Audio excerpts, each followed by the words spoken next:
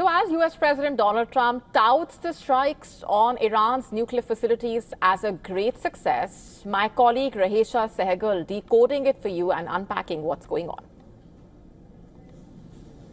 Thanks, Molly. Now, the U.S. intelligence assessment is at odds with U.S. President Donald Trump's repeated claims on the military strikes over the weekend on Iran's nuclear facilities. Let's now tell you how. Well, the initial report prepared by the Defense Intelligence Agency, which is the Pentagon's main intelligence arm, has assessed and determined that the strikes on the three nuclear facilities have only set back or delayed Iran's nuclear program by only a few months.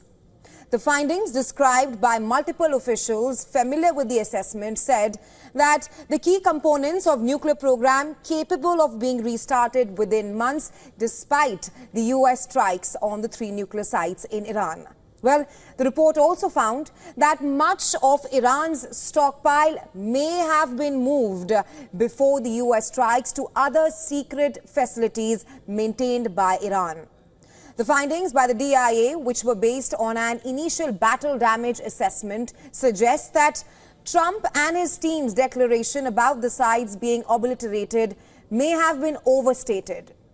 Now, Trump, in a televised address on Saturday night, immediately after the Operation Midnight Hammer, said that the United States of America has completely destroyed Iran's enrichment sites at Natanz, Fordow, and Isfahan. Tonight, I can report to the world that the strikes were a spectacular military success. Iran's key nuclear enrichment facilities have been completely and totally obliterated. Now, the Fordow fuel enrichment plant is a heavily fortified, deeply buried uranium enrichment site, and it's situated near the northern Iranian city of Qom. That's about Fordow. Talking about Natanz now, this nuclear facility is Iran's main uranium enrichment complex, and it's located near Isfahan in central Iran. And lastly, the third nuclear site which the U.S. struck, Isfahan. It is a nuclear technology, is a key conversion and research facility south of Isfahan city.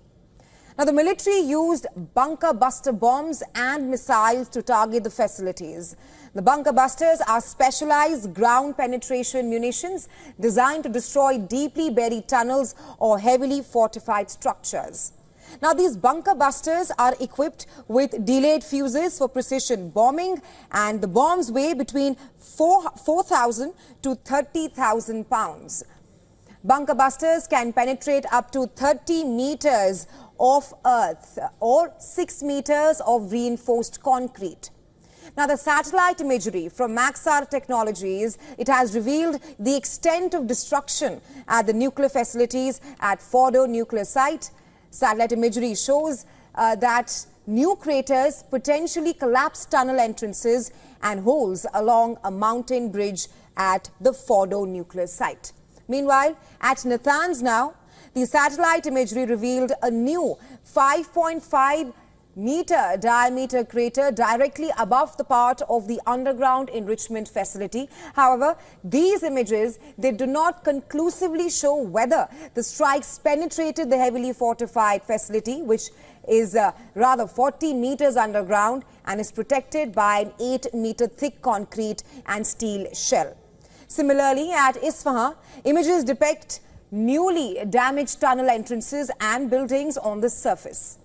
Now, the initial assessment indicated that the strike may not have been nearly as successful as what the Trump administration has been claiming. The sources say that the report found that the U.S. attack had only caved in facility entrances and destroyed or damaged the infrastructure. However, one added that the strike did not collapse the underground buildings. They said that restarting operations would basically depend on the speed of repair of the work there and also the water supply facilities. With the assessment first being reported by CNN, Trump rather lashed out at the news agency along with the New York Times, accusing them of teaming up in an attempt to demean one of the most successful military strikes in history. He asserted that the nuclear sites in Iran are completely destroyed. Back to you, Molly. Thanks for that, Rahesha.